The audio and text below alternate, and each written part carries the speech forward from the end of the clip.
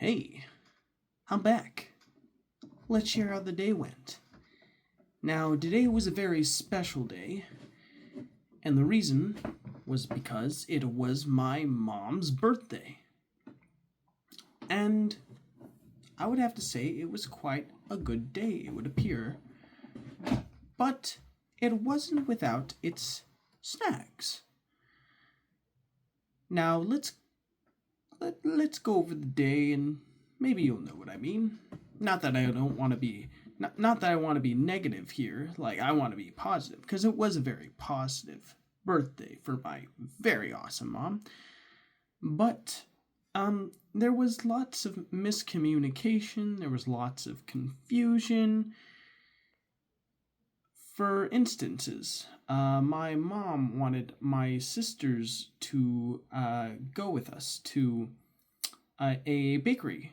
Now, the thing was, one of my sisters made reservations for a fancy restaurant. But the problem was that there was a miscommunication between my other sister about the restaurant. She believed that me and our family friend were going to be at work.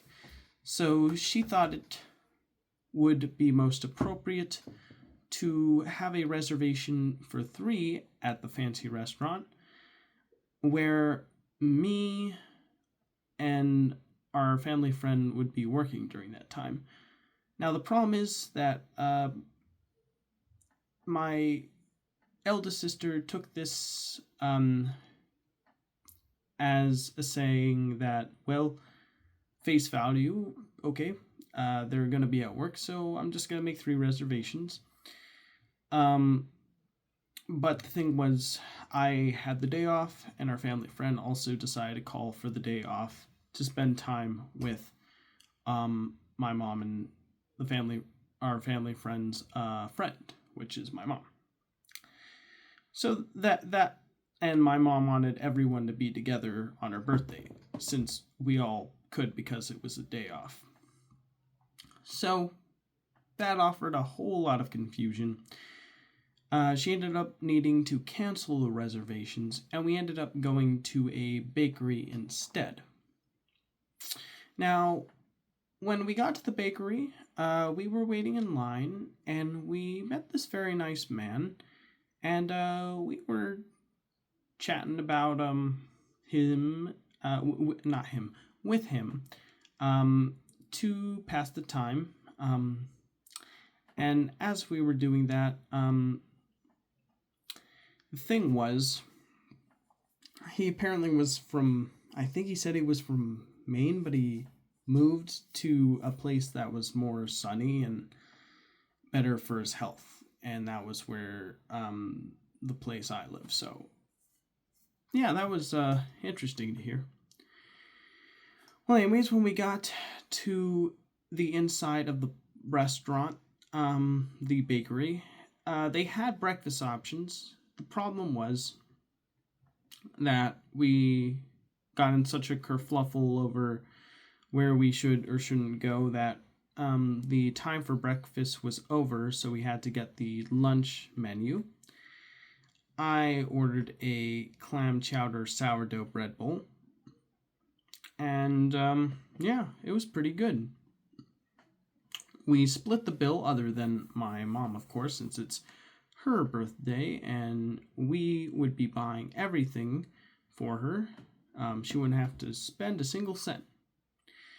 Now, as we were eating our meal, I faced some wrath, some fury from my sister because she works as an artist, and I admitted that I was working on an AI alien abduction video, where I was making realistic live action looking video frames of a woman who is in her car driving fast from an alien abduction beam. I wanted to test out the new image generation software from a ChatGPT because one of the advertisements for it was that it offered consistent character creation. And the thing was, I know that video gen software works best with what looks like realistic live action photographs. And because the program was able to do live action looking realistic images, I was able to craft something that looked very similar to something like a TV budget show. But the moment I mentioned ChatGPT image generation software, my sister said I wasn't a real artist, and that and that I'm doing something that she does not support or like at all, because it's taken jobs from her and many of her friends who also work as artists. I mean, I did preface by saying you're not gonna like what I'm gonna say, but I am using image gen to work on an alien abduction story, and yeah, but not gonna lie, I understand her feelings, where she was coming from. 100% totally get it. You know, when you're trying to make a living, but then something as amorphous and as quick and easy as AI is coming over to threaten to take your job, because corporate CEOs would rather let hardworking artists fend for themselves and risk losing their homes and their health care over, giving them their fair share and supporting them because they're the reason why they even have a business in the first place. I mean, I understand all of that. And I understand why she was very upset with me. But I mean, being told you're not a real artist by your sister, who was an artist, was a hard thing to hear. I'm not going to lie. It was very, very, I understand her reaction. I totally get it. I would have a strong reaction too if I found out a relative of mine was using something that was threatening to take my job. I work as a courtesy clerk, and it would be like if there was those robots from Elon Musk that decided to come and become the new courtesy clerks, and they took my job, and now I'm jobless. Like it would be like someone's talking about their prime robot, whatever they call it, to me, and I wouldn't want to hear any of it, because I'd be very upset that something threatened my way of life over,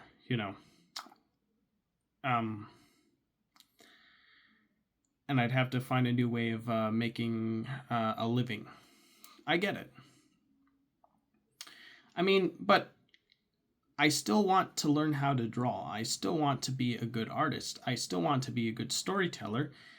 And I'm not using the AI to make illustrations. I'm not asking it to, make things that look like an artist's pre-existing work, like Hayao Miyazaki stuff. Like, I'm using it to craft a story that takes place in the 1970s that is based on a real event that supposedly actually happened, of a woman who got abducted by aliens on the New Mexico highway desert. And I don't have the camera equipment. I don't have anyone. I know I don't have the time. I don't have the money. And so seeing something that offers the potential to give you the ability to tell a story that you're fascinated by and you want to see come to life in a way that looks very believable and interesting is something that really excited me, really captured my interests that I wanted to pursue. And the thing was, AI is video gen is really geared toward live action uh, movement, anyways. Because when you try to ask it to make animated stuff move, it always ends up looking like garbage because those video gen softwares were trained primarily on live action footage and less so on animated footage. And so, it was just something that I was messing around with. And I mean, I already bought the month-long subscription to the ChatGPT thing just for 1 month. I immediately unsubscribed because usually what happens is when these software companies release a brand new update, I always want to try because I want to see what's the latest in technology, and I'm curious about it. I'm genuinely curious about it, and I genuinely want to see what it can do because technology fascinates me, and the ability to craft a story through that technology by directing the camera angles and how the scenes are framed and shot, and I see it as something that just kind of allows you to tell a story any way you want, or at least help visualize your story in a way that's easy to communicate to others. And I mean, that doesn't mean I don't want to see live action films to never be made ever again. Obviously not. I mean, it doesn't mean I never want to see 100% human made films ever again either. It doesn't mean any of that. All it means is just me messing around with new technology, seeing what it's capable of, having fun in my day-to-day life where I work as a courtesy clerk for a living, and things get dull and you want something that makes you feel like you have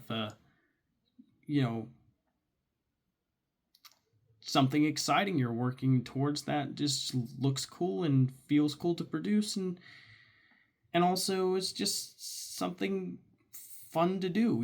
Like I like to have fun, and I'm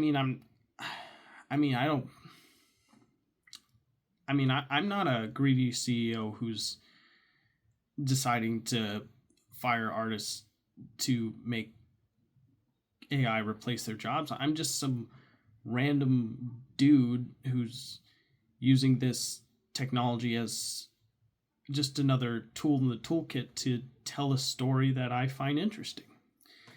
That's how I see it.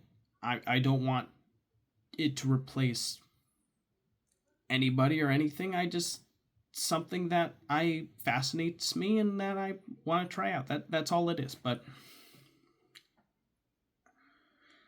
yeah, hearing that you're not a real artist from my sister, what did make me very it did cause me to feel very ashamed of exploring my curiosity and pushing this technology, not going to lie, because I know the saying, you shouldn't let anyone tell you what to think or how to feel, and you should just continue marching to the beat of your own drum and see where it takes you, because it's your life after all and how you decide to live it.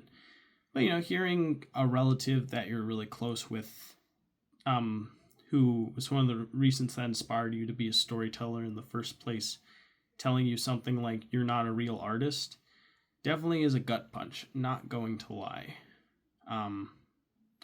I was able to get over it, and I'm not going to let that affect me in the future, because I'm still going to teach myself how to draw. I'm still going to teach myself how to write. I'm still going to teach myself how to edit.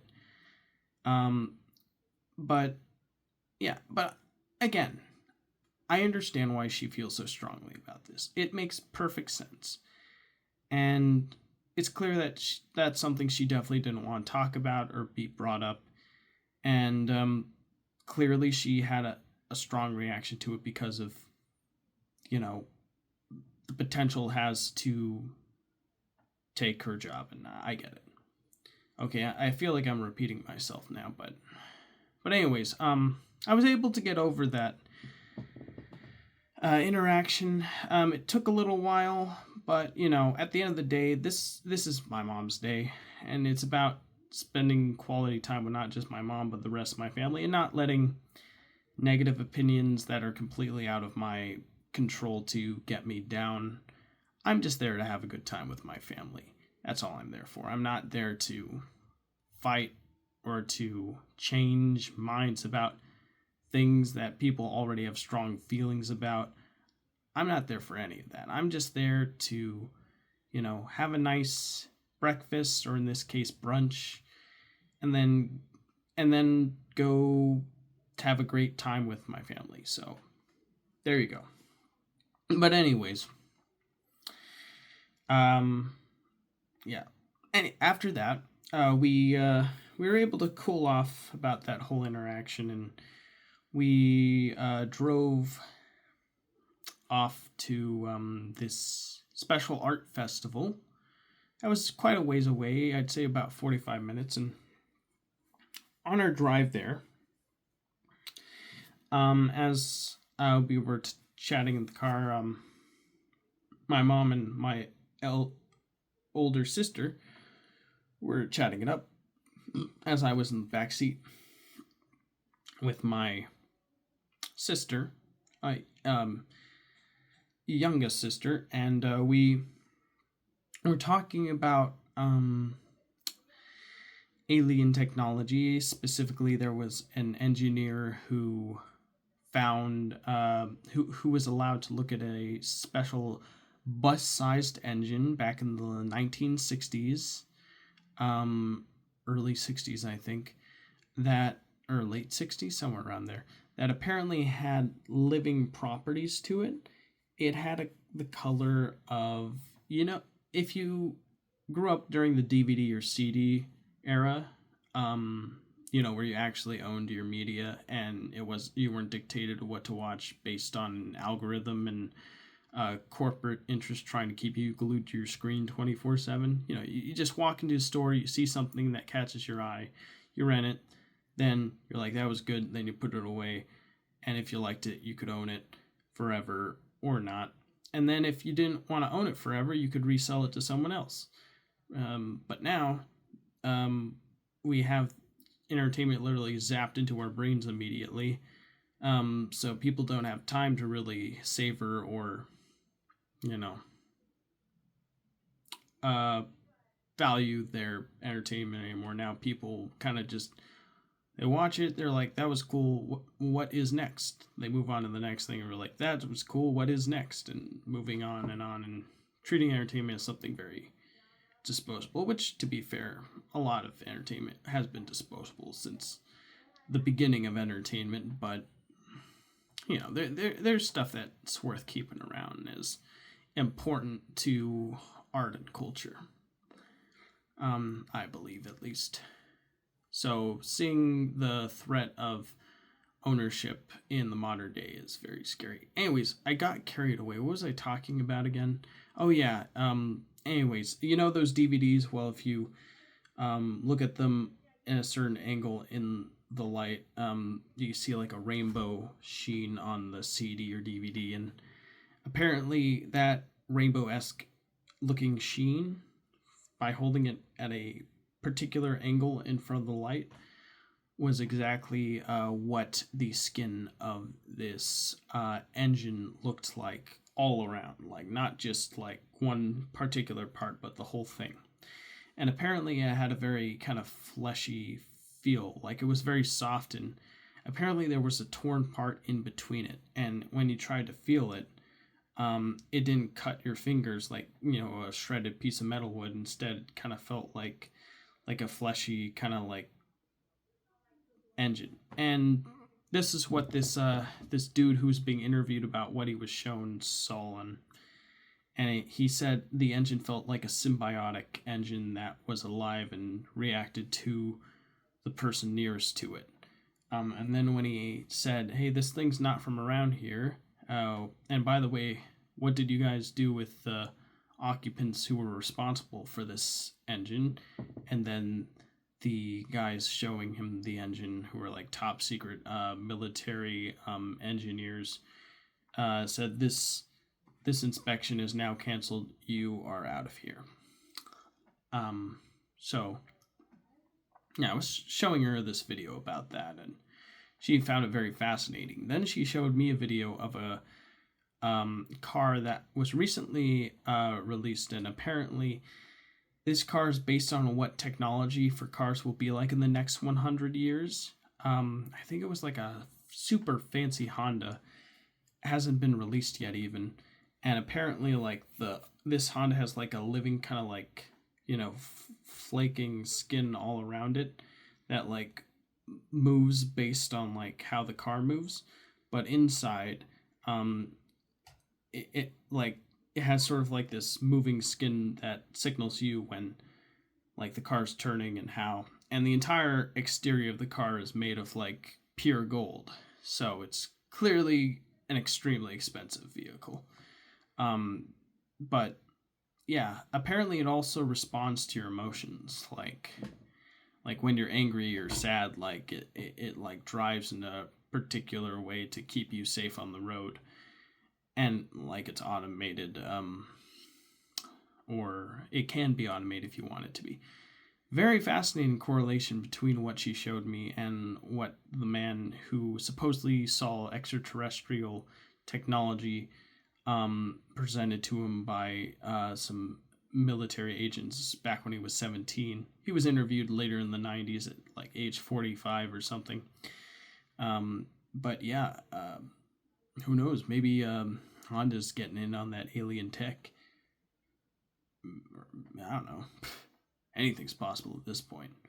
I don't rule anything out. But yeah, so that was cool. Then we went to the art festival. It was a lot of fun. We saw a lot of different creative pieces of art. One of my favorites was like what looked to be art done by someone who was under the influence of a particular substance. We'll just put it that way. But yeah, that was probably my favorite art piece out there. Everything else was very cool. It was like very humble and nice, but it was also extremely expensive too. Like, I think I saw a doll there. It was like $75. It was crazy, but I mean, it makes sense because these people who do this, like, their living is literally this art, and if they don't make their money, then they won't be able to live. So I totally get it. Anyways, but yeah, there was a nice music show. I enjoyed that.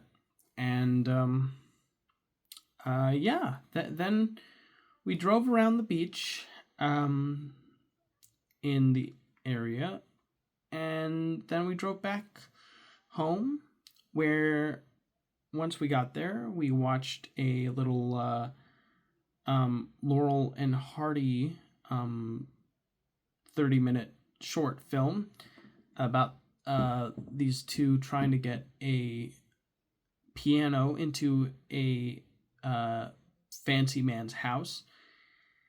It was really hilarious seeing the different ways they failed in trying to get the piano in there, and they were really like insane ways. Like there was this like there's a guy who kicked a lady in the butt.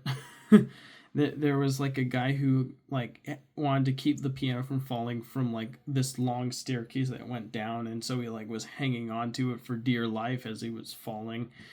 There's like a rich guy, and they took his hat and threw it down the stairs, and when it fell all the way down the stairs, like it got ran over by a car. So things like that, where it's just complete absurdity, silliness, and fun. It was a lot. It was really enjoyable. I mean, afterwards, yeah, we went to a Korean barbecue place. where my sister's boyfriend was waiting for us, and we had a very nice barbecued meal. Sadly, though, my eldest not eldest, but sorry, older sister, there we go, wasn't feeling very well. So I did feel a bit bad about that, but everyone else did have a good time. Now, after that experience, we were given chocolates from my sister's boyfriend, which was very nice of him. Our family friend was having a great time at the barbecue, by the way. And she had like a whole bunch of humor to spare. She was very funny. And then finally, we had a nice chat at home. My sister had to take her boyfriend to the hospital because he had injured his hand, and that was very unfortunate. So I hope he's doing okay. But yeah, we arrived back at the house, and we were just talking, chatting it up. And then finally, I needed to use the restroom. My sister drove home, and then I decided it would be a good time to record this update video. So yeah, as you could see, it was quite a emotional roller coaster of a day.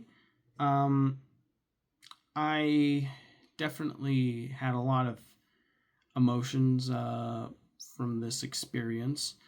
It was from positive happiness to sadness to understanding to acceptance to positiveness again. So it was quite a curve and up and down and all that stuff.